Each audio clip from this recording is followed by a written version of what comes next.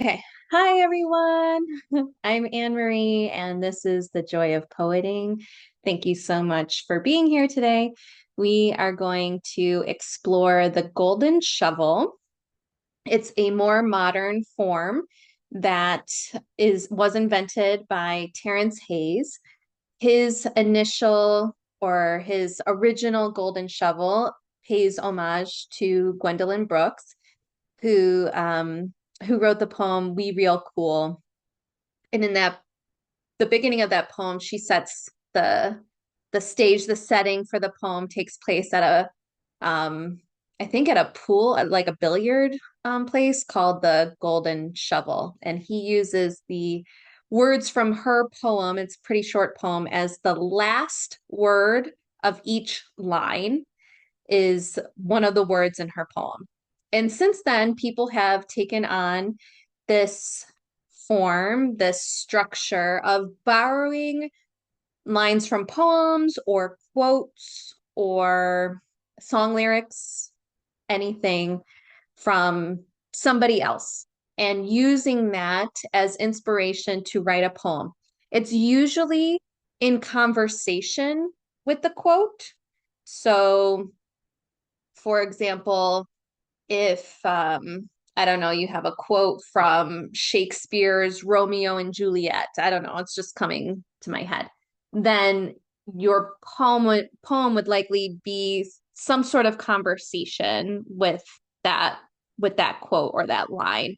Maybe something about tragic love or something, or if you borrow a line, um I don't know. So just in general, typically the ones that I have seen, the lines or the quotes that people borrow for their poem, their whole poem has something to do with that quote or is in response to that quote.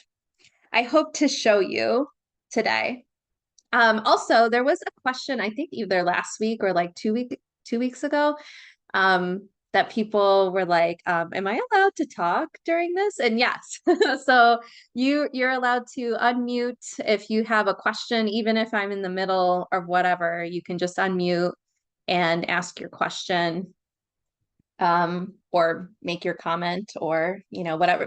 Respectfully, I ask that you not unmute to just tell me I'm stupid or that you hate my poem, something like that. But if you have something to add to the conversation, then please feel free and empowered to use your voice at any time. Okay, with that being said, I'm going to switch cameras. So the quote that I'm bringing today, as the horrors persist worse and worse every day, I chose the quote, "We hold these truths to be self-evident that all men are created equal." So I'll make this a little bit bigger. So these words from the Declaration of Independence will navigate my poem. So when I do this, first of all, I try to choose a quote that's not too long because I don't want to have a poem that's 4 pages long because the quote I chose is, I don't know, 100 words or something like that. The shorter the poem or the shorter the quote that you're borrowing, the shorter your poem is.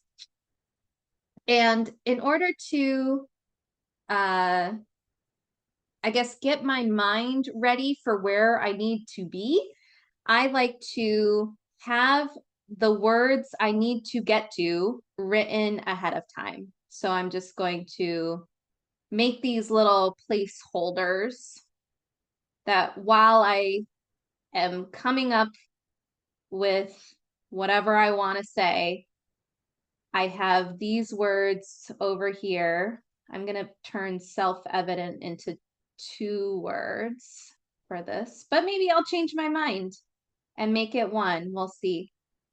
That all men are created equal. So because the Sorry, he couldn't see at the end. But when I go down there, I'll try to remember that. Oh, well, that fits pretty well right there. Okay. Because I'm choosing a political quote, this might end up being a political poem. We'll see how it goes. Okay, so we hold these truths to be self-evident. I mean, I really have a lot of fodder to use just in the last few months. But so when I'm thinking of my opening line, I know that I have to get to the word we. And that's not to say that your first line couldn't just be one word, the word we. It could. Maybe I'll end up doing that, but I'm going to try to write a full line and get to the word we. Which poem is the line from? So this line that I'm using here is from the Declaration of Independence. So I'm not actually borrowing from another poem, but just from another text. Thank you for your question. Okay. I have to get to the word we. Okay. I'm going to start with hi, thank you for joining us. Just to give you a brief overview, we're working on the Golden Shovel, which is a poetic structure where you borrow a line from another poem and use it as the last, each word from the quote that you borrow or the poem that you borrow is the last word of each line. Okay. Let's see. Maybe I will start with, and of course, if you have been here before, I tend to change up what I write. So I have like a first draft and then somewhat of a revision as I rewrite it. I cross things out and make changes, which is just my process. Okay. We thought we had seen the worst. Didn't we? Um,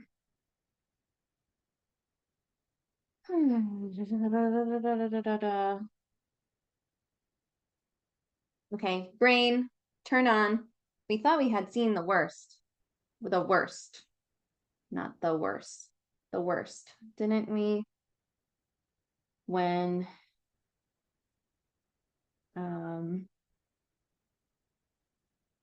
rights were stripped from our bellies. When rights were stripped from our bellies. Now I have to get to a present tense hold. So maybe I'll put a period there. Now we hold we hold our elbows across our chest,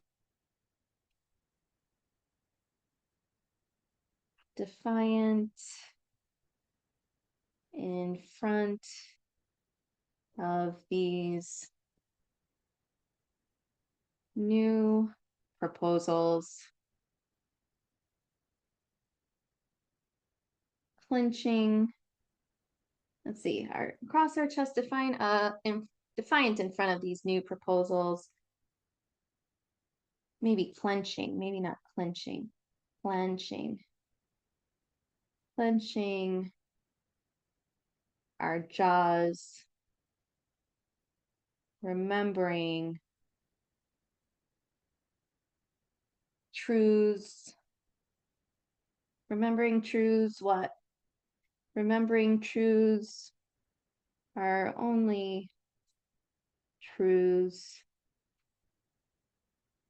in, I don't know, our version of reality,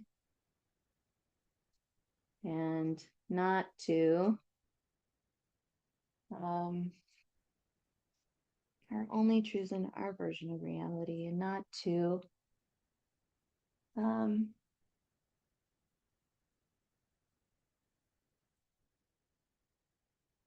those in power of writing down the history, writing down the stories that will be told and retold for generations. Self-respect be damned. Self-respect be damned. Repercussions ignored. It's evident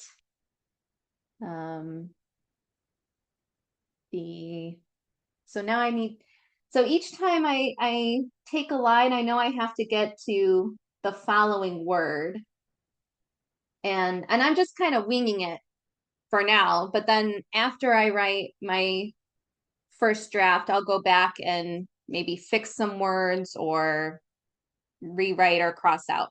So it's evident. I don't know if I want that, but I know I need to get to the word that. I could even write it's evident and then that be the only word in that line if I wanted.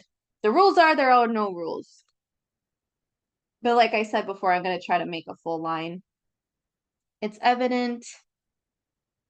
Maybe I want to have that on either side. It's evident. Respect. Hold on. I'm gonna reread what I have so far, and then I'll maybe be able to finish this line. We thought we had seen the worst, didn't we? When rights were stripped from our bellies, now we hold our elbows across our chest, defiant in front of these new proposals, clenching our jaws, remembering truths are only truths in our version of reality, and not to those in power of writing down the stories that will be told and retold for generations. Self-respect be damned, repercussions ignored. It's evident. We live in two worlds. Live in two worlds. It's evident we live in two worlds. Two countries. Two towns that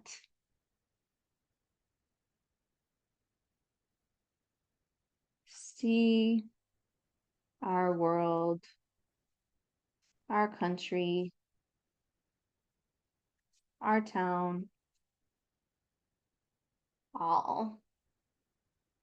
Okay. We live in two worlds, two countries, two towns that see our world, our country, our town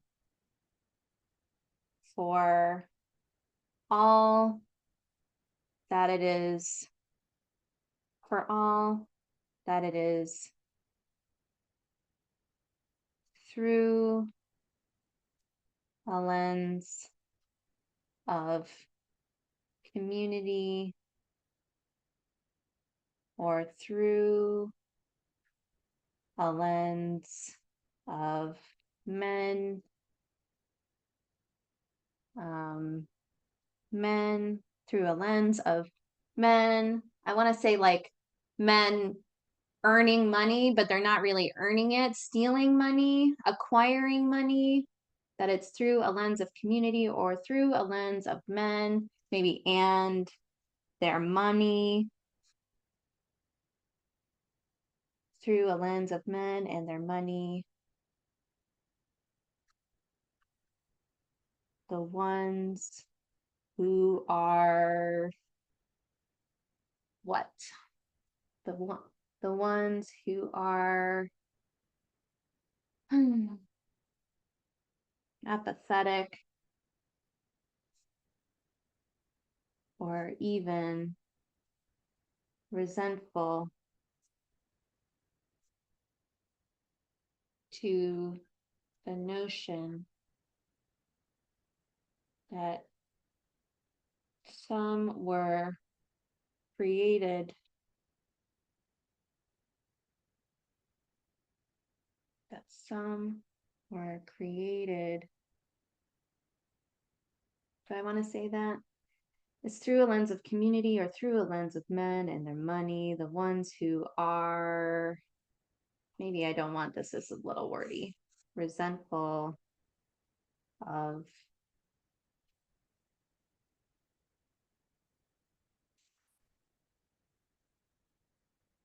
those who were created to create beauty instead of products.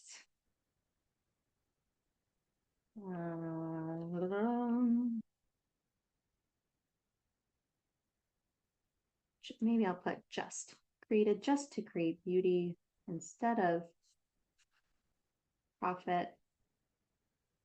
And then I have to get to the word equal. Okay, how am I going to get there? Who are resentful of those who were created just to create beauty instead of profit, something, something, something equal.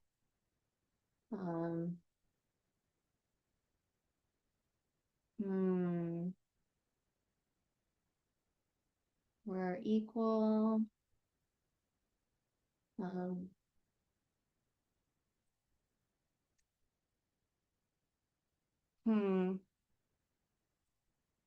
And I don't know, I might change this. And no, I don't think they're equal. I don't know. I don't know. This is what I'm going with for right now. Okay, let's take a look. We thought we had seen the worst, didn't we? When rights were stripped from our bellies. Now we hold our elbows across our chest, defiant in front of these new proposals, clenching our jaws, remembering, I'm putting this in brackets here because the phrase clench and jaw is oftentimes seen together. And when I go through my revision, I want to have something else there that's not so cliche. So I'm going to put that in brackets as a reminder for me to go back to that word and think of a different word. Maybe I can think of a different word right now. New proposals, clenching our jaws. What's similar to that? Grinding our jaws, biting our jaws, stomping our jaws. I don't know. I'll come back. I feel too much pressure to come up with something. Clenching our jaws, remembering truths are only truths in our version of reality and not to those in power of writing down the stories that will be told and retold for generations. Self-respect be damned, repercussions ignored. It's evident we live in two worlds, two countries, two towns that see our world, our country, our town for all that it is, through a lens of community or through a lens of men and their money. The ones who are resentful of those who were created just to create beauty instead of profit. And no, I don't think they're equal. I don't know. I'm gonna put this in brackets too because I don't particularly love that. I feel like it's a little bit rushed at the end. I don't know. Today I'm feeling like a little bit pressured, or like I feel like I'm in a rush. Maybe it's because my bangs were doing weird things earlier. Um, do I have any questions, comments, concerns, hopes, dreams, fears? Do you have any questions about this process or what a golden shovel is or how to create one? Oh, so I do want to show you one additional thing. So this is a golden shovel, like what I just described to you, invented by Terrance Hayes. But I would like to also present to you a alternative to a golden shovel, my kind of twist on a golden shovel is a broken shovel, in which you take a quote that is pretty well known, like we hold these truths to be self-evident that all men are created equal, and you change it up somehow. You change one word or you change a couple words, but that people would know that it's not the original quote, and you use that instead of the true quote. I propose it be called the broken shovel. So if I were to create a broken shovel, we hold these truths to be self-evident that all men are created equal. Like maybe if I were to make like a farce of this quote, maybe I would put maybe I would change like, okay, behold these like these fruits to be self-evident that all I don't know. I was gonna say figs, but aren't there way too many poems about figs already? And who eats figs regularly? Nobody. Well, nobody I know. That all I don't know, berries are created equal or something like that. I don't know. Um, that wouldn't fit with this poem. I did write a broken shovel using a quote from Virginia Woolf, the one that's like, a woman only needs money and a room of her own to write fiction. And I wrote a poem, A Broken Shovel, that said, a woman only needs money and a room of her own to write poetry. And I wrote that poem. So I invite you all, if you try a golden shovel, to also try a broken shovel. Choose a well-known quote of some sort and change it up a little bit to make it your own. We did have a list, an ongoing list of ones. I think somewhere. Oh, there it is. Okay. Okay, we did free verse. We did golden shovel. Spoken word is coming up on April 13th. My friend Christian Perfas, also known as Soul Stuff, will be here as a special guest. We also have a special guest coming up on April 6th. That is my friend Sarah Beth Brooks, and she'll be demonstrating her poetic form that she invented called the boxcars.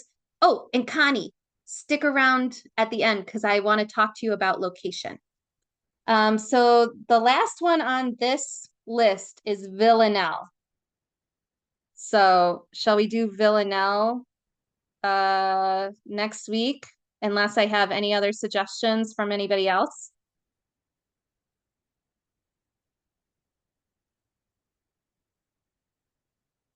But Villanelle is complex, yeah. Okay, Villanelle it is. I mean, I'm a strong, brave person, and I can do anything. Okay. Thank you. On your iPhone, yes. Um, I hope that you try out a golden shovel and see how it goes. And if you do, please email it to me. I would love to read your golden shovel if you wrote one in response to it. Oh, triptych. Triptych, is that the one like similarly to the golden shovel where the last letter of each line forms a phrase? Is that correct, Connie, or am I thinking of something else? Three panels which can be read across or read down. Oh my gosh. A triple contrapuntal poem? Ay, ay, ay. Okay, I'm gonna write that down. If I was afraid of the villanelle, uh, I feel less afraid of the villanelle now in comparison to a triptych. I must be thinking, oh, I'm thinking of the telestick. A telestick is a poem where the last letter of each line spells out a word, kind of like an acrostic, where the acrostic is in the beginning of the line. It spells out a word. The telestick is at the end. So a triptych 3 panels which can be read across or read down. I'm going to have to do more research before I'm brave enough to try that one live on a demonstration. All right. So next week, Phil and Nell, sometime in the future, when I am a better writer and have more confidence, we'll do the triptych. And that's all I have for you today. So thank you so much for joining me. And Connie, stick around. And then when everybody leaves, I want to chat with you about location. Thanks, Emery. Thank you, Ginger. Good night.